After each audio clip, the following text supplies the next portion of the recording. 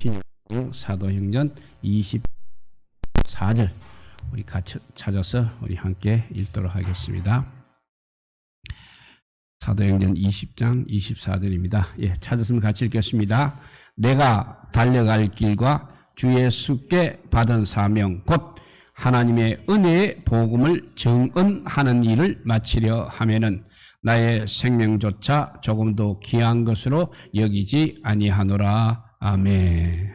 예, 사도행전은 3차에 걸친 바울의 전도 여행이 담겨져 있습니다. 그리고 마지막 재판을 받기 위해서 로마로 압송되어가는 바울의 여행까지 합쳐서 4번의 여행 이야기가 담겨져 있습니다. 사도행전 13장 14장은 바로 바울의 1차 전도 여행이고, 그리고 15장 사도행전 15장 35절에서 18장 22절까지는 2차 전도 여행입니다. 그리고 그 뒤에 이어서 18장 23절부터 21장까지는 3차 전도 여행에 관한 내용이 나오고 있습니다. 그리고 바울의 마지막 여행이라 할 수 있는 사도행전 27장 28절에 바울의 마지막 여행이 기록되어 있습니다. 그 마지막 여행은 바울이 로마 황제에게 재판받기를 청하여 로마로 압송되어가는 이야기가 되겠습니다. 바울이 로마에 가서도 거기서도 복음을 전했습니다. 그렇기 때문에 이것을 일반적으로 4차 전도 여행이라고도 부르기도 하는 것입니다. 그래서 사도행전 오늘 읽은 20장은 3차 전도 여행의 마지막 부분에 해당한다고 할 수 있겠습니다. 3년 동안 사역하였던 에베소 교회 장로들을 향하여서 마지막 고별 예배를 드립니다. 그리고 그 장로님들을 향해서 권면하는 메시지가 담겨져 있습니다. 바울은 전도 여행 시 어떤 곳에서는 하루 이틀 유하고, 그리고 어떤 곳에서는 일주일이라든지 몇 주간을 보내기도 했습니다. 그런데 에베소에서는 3년, 무려 3년이라는 긴 시간을 보내었습니다. 바울이 에베소에서 보낸 3년 동안 큰 역사들이 많이 일어났습니다. 첫 번째 사건이 바로 19장 초반부에 나오고 있습니다. 19장 1절부터 7절까지를 한번 읽어보면, 아볼로가 고린도에 있을 때 바울이 윗지방으로 다녀 에베소에 와서 어떤 제자들을 만나 이르되 너희가 믿을 때 성령을 받았느냐? 이르되 아니라 우리는 성령이 계심도 듣지 못하였노라. 바울이 이르되 그러면 너희가 무슨 세례를 받았느냐? 대답하되 요한의 세례니라.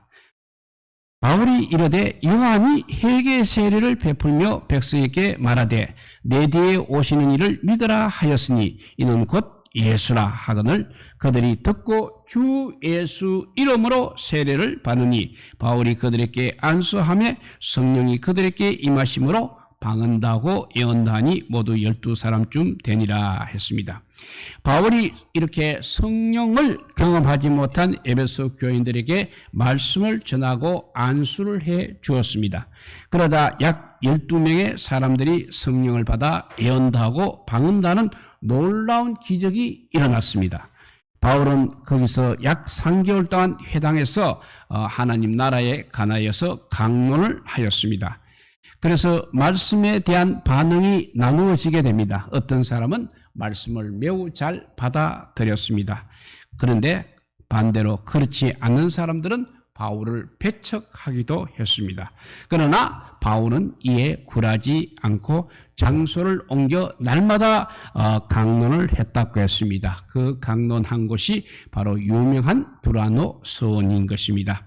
바울은 그 두라노 서원에서 2년 동안 말씀을 가르쳤습니다. 성경은 아시아에 있는 자나 유대인이나 헬라인이나 다 주의 말씀을 들었다고 그렇게 기록하고 있습니다. 그뿐이 아닙니다. 하나님께서 바울의 손으로 놀라운 또 기적까지 놀라운 능력을 행하게 했습니다. 바울의 손수건이나 앞치마를 가져다 얹게 되면 병이 고침을 받았습니다. 그리고 귀신이 떠나가는 역사까지 나타났습니다. 또한 에베소에서는 마술을 행하는 자들도 쓰던 책을 모두 모아다가 불태우는 그런 역사도 일어났습니다. 그 책값이 은 5만이나 되었다고 그렇게 말하고 있습니다. 그 5만은, 은 5만은 노예 1,700명 정도 살 수 있는 엄청난 금액을 그렇게 태워버린 것입니다. 마치 베드로와 안드레 그리고 야고보와 요한이 자신의 거물과 배를 버려두고 예수님을 쫓은 것 같은 놀라운 기적이 그렇게 일어났던 것입니다. 그럼 이것이 왜 기적인 것입니까? 우리와 가족이 먹고 사는 수단이 하나님의 뜻에 맞지 않는다고 할 때 그것을 과연 과감하게 버리고 예수님을 따라 나설 수 있겠습니까? 에베소의 마술사들은 바로 그런 과감한 결단을 보여준 것입니다. 말로만 예수를 믿는다고 한 것이 아니라는 것입니다. 목숨을 걸고 예수님을 믿는 자들이 되었다는 것입니다. 에베소는 이렇게 주의 말씀에 힘이 있고 흥황한 역사로 충만했다고 말하고 있습니다. 이제 바울이 에베소를 떠나면서 에베소 장로들을 향하여 마지막 고별 인사를 전하는 것이 사도행전 20장 17절에서 25절 말씀이 되겠습니다. 좀 길지만 우리가 눈으로 한번 따라 읽으시기 바랍니다. 바울이 밀레도에서 사람을 에베소로 보내어 교회 장로들을 청하니 오매 그들에게 말하되 아시아에 들어온 첫날부터 지금까지 내가 항상 여러분 가운데서 어떻게 행하였는지를 여러분도 아는 바니 곧 모든 눈물과 겸손이며 유대인의 관계로 말미암아 당한 시험을 찾고 주를 섬긴 것과 유익한 것은 무엇이든지 공중 앞에서나 각 집에서나 끄리낌이 없이 여러분에게 전하여 가르치고 유대인과 헬라인들에게 하나님에 대한 회개와 우리 주 예수 그리스도께 대한 믿음을 정언한 것이라. 보라 이제 내가 성령에 매여 예루살렘으로 가는데 거기서 무슨 일을 당할는지 알지 못하노라. 오직 성령이 각 성에서 나에게 정언하여 결박과 환난이 나를 기다린다 하시나 내가 달려갈 길과 주 예수께 받은 사명 곧 하나님의 은혜의 복음을 정언하는 일을 마치려 하면은 나의 생명조차 조금도 귀한 것으로 여기지 아니하노라. 보라 내가 여러분 중에 왕래하며 하나님의 나라를 전파하였으나 이제는 여러분이 다 내 얼굴을 다시 보지 못할 줄 아노라 했습니다. 사도행전에 보면 바울이 복음을 전하는 장면이 많이 등장하고 있습니다. 바울의 설교가 등장하는 본문이 8군데가 됩니다. 가장 먼저 설교했던 데가 설교한 것이 사도행전 13장에 나오는 비시디아 안디옥에서 복음을 전하는 장면이 나오고 있습니다. 그리고 14장에 루스드라에서도 복음을 전하는 장면이 있었고 17장에 예루살렘에서 또 복음을 전하는 장면이 나오고 있습니다. 그리고 23장에 가서 사내들인 공회 앞에서 복음을 전하는 장면이 나오고 24장에서는 총독 베스도 앞에서 그리고 마지막으로 26장에는 당시 이스라엘을 다스리던 아그리빠 왕에게 복음을 전하는 장면이 나오고 있습니다. 그 외에도 바울은 가는 곳마다 말씀을 가르치고 강론을 했습니다. 바울의 설교에서 찾아볼 수 있는 특징은 대부분 이렇게 믿지 않은 이방인들에게 행했다는 것입니다. 그런데 오늘 이 밀레데 항구에서 에베소 교회 장로들에게 전한 설교는 믿는 믿음의 사람들에게 한 설교가 되겠습니다. 바울은 에베소 교회 장로들에게 자신이 목회자라서 어떤 삶을 살았는지를 전하고 있습니다. 물론 바울의 목회 서신이나 불리는 디모데, 전후서와 디도서를 통해서도 목회에 대한 가르침을 우리는 살펴볼 수 있습니다. 그런데 사도행전 20장에 나오는 장면은 바울이 복음을 어떻게 전하였고 또 어떻게 목회를 했는지를 더욱 선명하게 보여주고 있습니다. 바울이 복음 전도의 사명을 어떤 마음과 어떤 태도로 감당했는지를 잘 살펴볼 수 있습니다. 오늘 그 본문 중에 17절, 18절을 다시 읽어보면 바울이 밀레도에서 사람을 에베소에 보내어 교회 장로들을 청하니 오매 그들에게 말하되 아시아에 들어온 첫날부터 지금까지 내가 항상 여러분 가운데서 어떻게 행하였는지를 여러분도 아는 바니라고 했습니다. 바울의 청으로 이제 에베소 교회 장로들이 바울을 만나기 위해서 이렇게 밀레도까지 왔습니다. 그들을 향해 바울이 아시아에 들어온 첫날부터 지금 떠나는 이 시간까지 지나간 3년 동안 내가 너희들에게 무엇을 어떻게 행하였는지를 너희들이 잘 안다고 말하고 있습니다. 그 누구 앞에서도 숨길 것 없이 부끄러운 삶을 살았다는 것입니다. 그 말씀이 19절 20절입니다. 읽어보면 곧 모든 겸손과 눈물이며 유대인의 관계로 말미암아 당한 시험을 참고 주를 섬기니까 유익한 것은 무엇이든지 공중 앞에서나 각 집에서나 꺼리낌 없이 여러분에게 전하여 가르치고 했습니다. 에베소에 보낸 3년간의 바울은 그야말로 모든 겸손과 눈물로 교회를 섬겼습니다. 여기서 모든 겸손이라는 말이 영어 성경에는 great라는 말로 되어 있습니다. great humanity라고 되어 있는데 이것은 great니까 큰 겸손, 즉 그 어떤 낮은 자보다도 더 낮은 사람으로 여겼다는 것입니다. 바울은 그런 태도로 정말 겸손한 태도로 복음을 전했습니다. 뿐만 아니라 바울의 목회는 겸손하게 눈물이 있었다는 것입니다.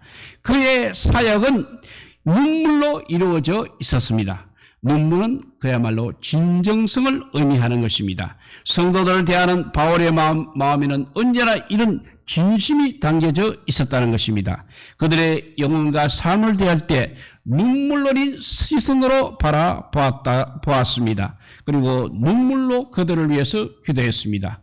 그래서 목회는 흔히 눈물로 한다는 말이었습니다. 정말 맞는 말입니다. 이것이 오늘날 목회자들 그리고 교회 리더들이 회복해야 할 목양의 기본입니다. 그리고 정수입니다. 눈물이 없이 양떼를 돌볼 수 없는 것입니다. 화려한 기술과 다양한 목회 방법론이 쏟아져 나오고는 있습니다. 그렇지만 그 모든 것도 다 눈물 앞에는 소용없는 일인 것입니다. 가장 중요한 것이 눈물이라는 것입니다.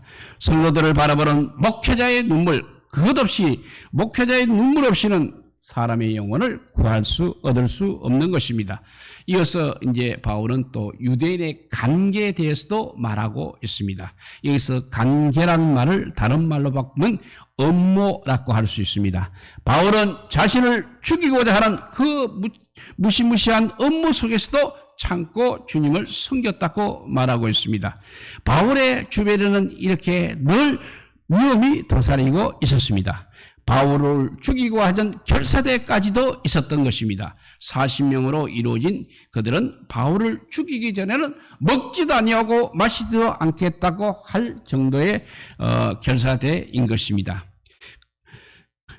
고린도후서 11장 23절에서 27절을 보면 이렇게 바울은 말하고 있습니다. 그들이 그리스도의 일꾼이냐 정신없는 말을 하거니와 나는 더욱 그러하도다. 내가 수고를 넘치도록 하고 옥에 갇히기도 더 많이 하고 매도 수없이 맞고 여러 번 죽을 뻔하였으니 유대인들에게 40에 하나 감한 매를 5번 맞았으며 3번 태장으로 맞고 1번 돌로 맞고 3번 파선하고 일주야를 깊은 바다에서 지냈으며 여러 번 여행을 하면서 강의 위험과 강도의 위험과 동족의 위험과 이방인의 위험과 이 시내의 위험과 광야의 위험과 바다의 위험과 거짓 형제 중에 위험을 당하고 또 수고하며 애쓰고 여러 번 자지 못하고 줄이며 목마르고 여러 번 굶고 춥고 헐벗었노라 했습니다.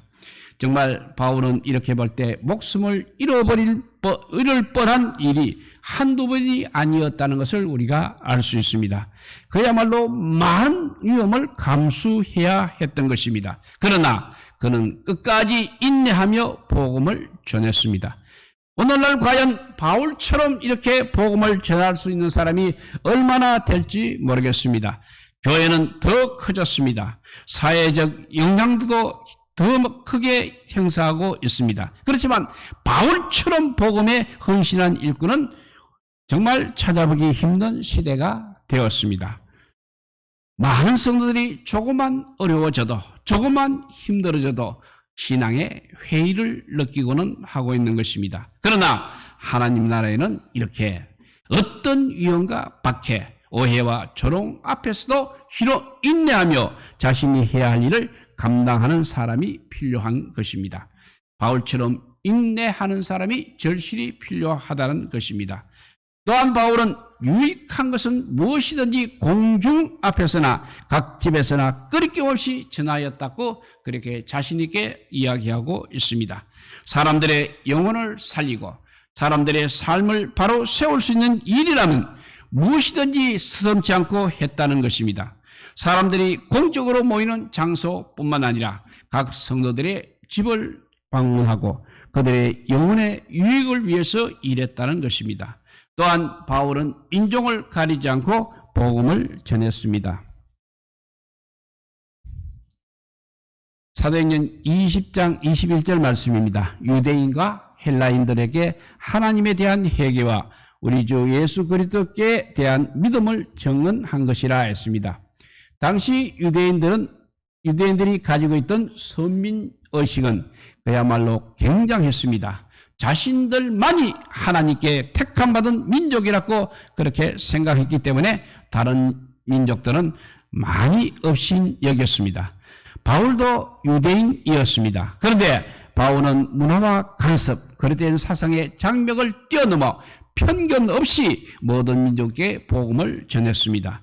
간혹 성도들 중에 자신의 생각과 조그만 다른 생각을 가지게 되면 선을 긋게 되고 그를 쳐다보지 않는 사람들이 있습니다. 고향이 어딘지, 학교는 어디에 나왔는지 출신을 따지면서 골라서 교제하기도 하는 것입니다. 성령의 사람은 어떤 사람이 성령의 사람입니까? 누군가를 차별하고 편견의 눈으로 바라보는 사람은 결코 성령의 사람이 될 수 없는 것입니다. 세상의 관습과 자신의 경험에 얽매여 사는 사람도 역시 성령의 사람이 아니라 할 수 있겠습니다. 성령의 사람은 오직 그리스도의 사랑과 그리스도의 복음의 능력으로 모든 사람을 수용하는 그런 사람이 바로 성령의 사람입니다.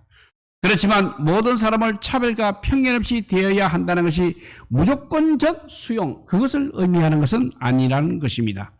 왜냐하면 죄에 대해서는, 특별히 죄에 대해서는 명확하게 죄라고 말씀할 수 있어야 하는 것입니다.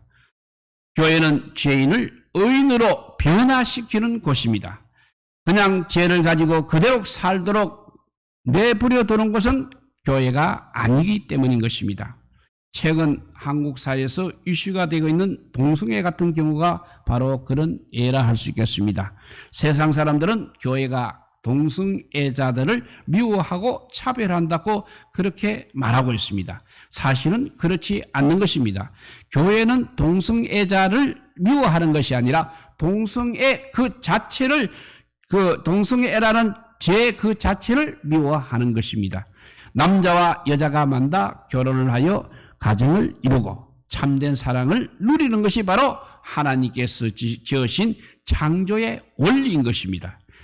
그런데 불구하고 동성애는 바로 그것을, 하나님의 창조의 원리를 거부하고 있습니다. 결국 그것은 하나님을 대항하는 죄의 발로입니다.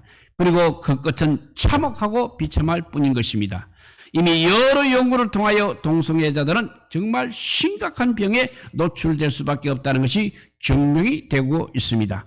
그리고 그런 사람들의 인생의 말로가 비참하다는 것도 통계적으로 밝혀져 있는 것입니다. 그럼에도 불구하고 하나님의 형상대로 지음을 받은 인간이 하나님을 대적하며 비참한 인생을 살고 있는 죄, 바로 그 죄를 미워하는 것입니다. 이단을 향해서도 마찬가지인 것입니다. 이단을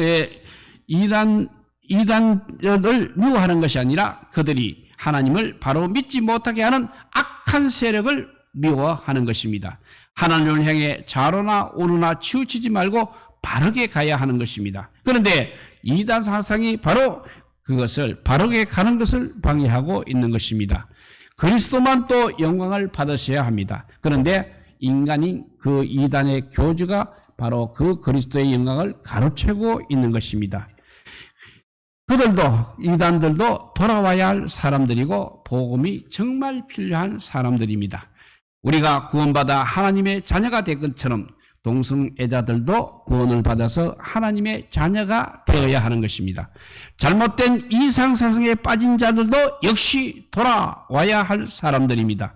그 누구도 예외는 없습니다. 모두 하나님의 사랑을 받으며 살아야 할 존재들입니다. 그렇기 때문에 우리는 누구에게도 편견 없이 다가가 복음 안에 담긴 따뜻한 하나님의 사랑을 전해야 하는 것입니다. 오늘 본문 사도행전 20장 22절 말씀입니다. 이제 보라, 이제 나는 성령에 매여 예루살렘으로 가는데 거기서 무슨 일을 당할는지 알지 못하느라 했습니다. 여기서 성령에 매여라는 말은 영어 성경어로는 compelled by the Spirit입니다. 스피릿은 바로 성령을 의미하는 것입니다.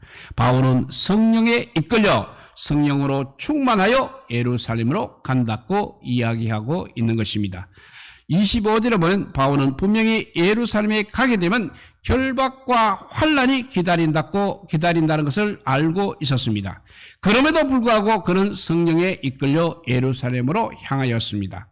우리는 과연 무엇에 이끌려 살고 있는 것입니까?